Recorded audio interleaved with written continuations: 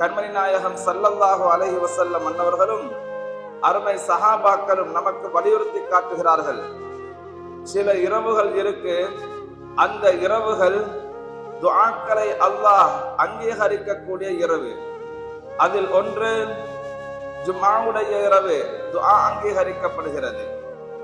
ஷஅபான் மாதத்தினுடைய நடுப்பகுதி பராத்துடைய இரவு என்போம் இல்லையா, அந்த பராத்துடைய இரவு துஆ அங்கீகரிக்கப்படுகிறது.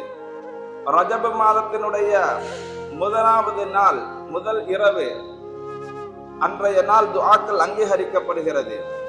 அதே போன்று பெருநாட்கள், 2 பெருநாட்களுடைய இரவுகளும் துஆக்கள் அங்கீகரிக்கப்படுகிறது என்ற கருத்தை நபிகள் நாயகம் ஸல்லல்லாஹு அலைஹி வஸல்லம் அவர்கள் நமக்கு சொல்லி தந்திருக்கிறார்கள்.